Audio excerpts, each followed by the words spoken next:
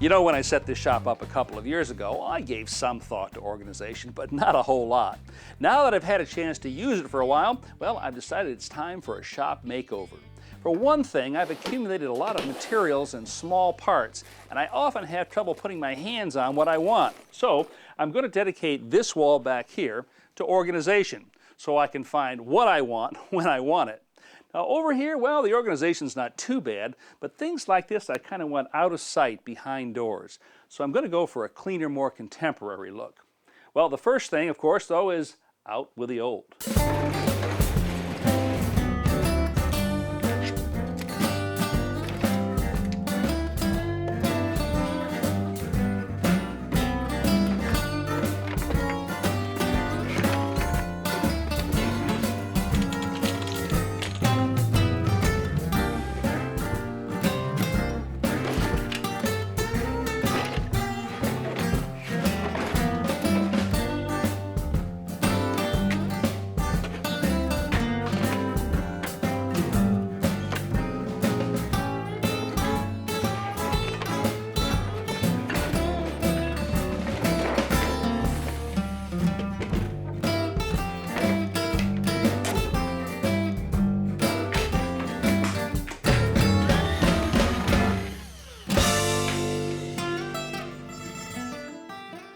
Well, kind of like a blank canvas, isn't it?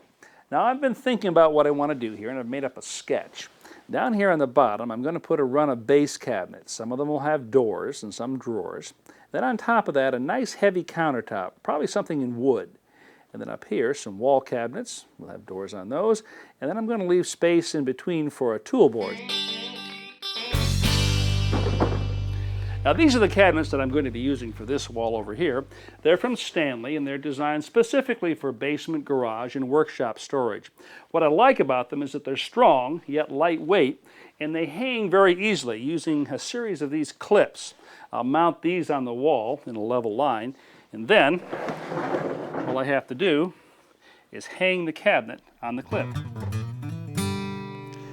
Now this is the height at which I want to mount this row of clips, and the easiest way for me to get a level line all the way down the wall is with this laser level. This is actually called an air grip from Ryobi, and it's got a little onboard vacuum pump. So all I have to do is align this with that mark, rotate the head here until the bubble on the level falls between the two lines here. And now I've got a perfectly straight and level line all the way down the wall.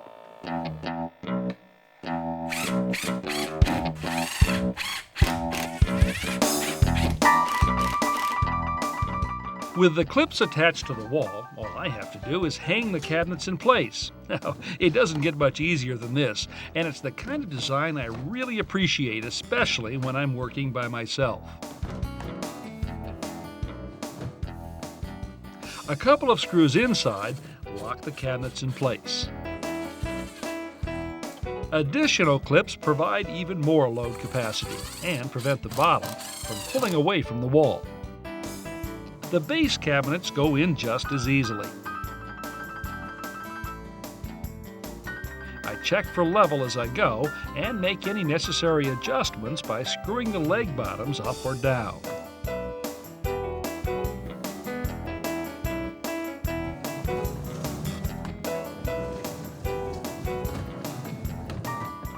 Pretty nice, huh? Now I'm going to splurge a little bit on the countertop and install this 1.5" thick solid hardwood. I think it's going to contrast very nicely with this more contemporary look over here.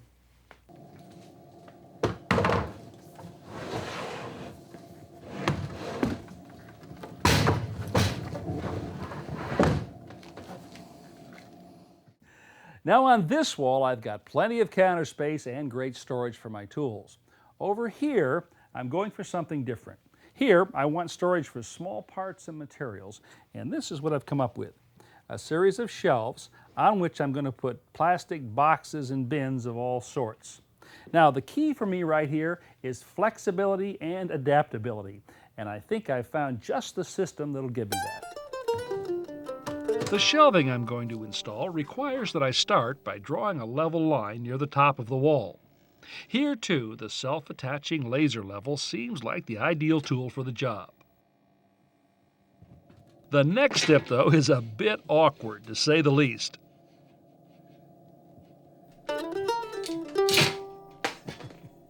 You know, I'm often working by myself like this, and it can really be a struggle trying to hold one piece up with your hand while you're getting a screw started with the other. So here's a way to give yourself an extra pair of hands. The solution is really quite simple. I just drive a finish nail into the wall and set one end of my workpiece on top. Now I can easily hold the opposite end with one hand while leaving my other hand free to use the driver.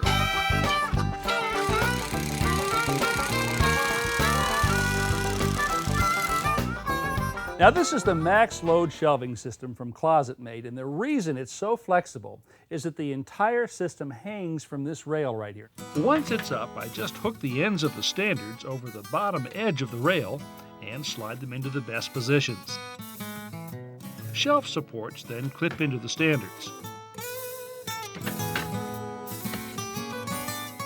Next, I set the shelves on the supports, engage the hooks at the rear, and snap them into position. Once the shelves are in place, I install a couple of screws in each standard to keep them from moving side to side. With this system, I can also hang cabinets on the same standards used for the shelving. Now, this is especially useful here since this concrete footing would prevent me from pushing freestanding cabinets up against the wall. The right-hand cabinet has drawers. The left, shelving and doors.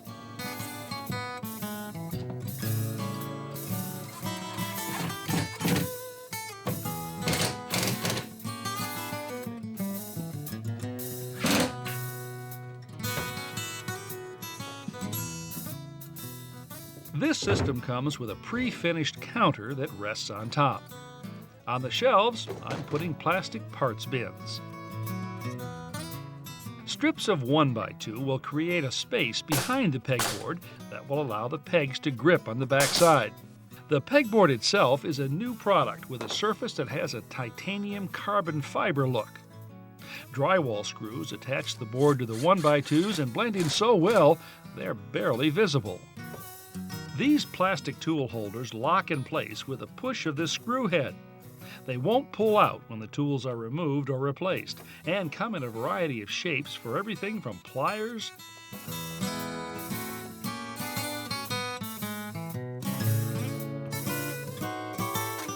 to drills.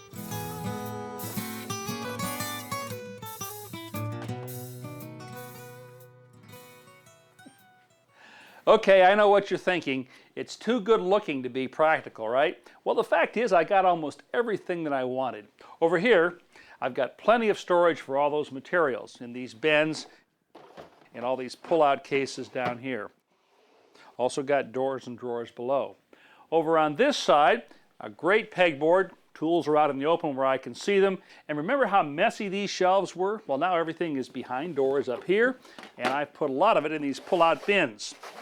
And down here, underneath the bench top, plenty of additional storage behind all these doors and drawers. Well, as they say, a place for everything and everything in its place. I guess it's time for me now to get to work.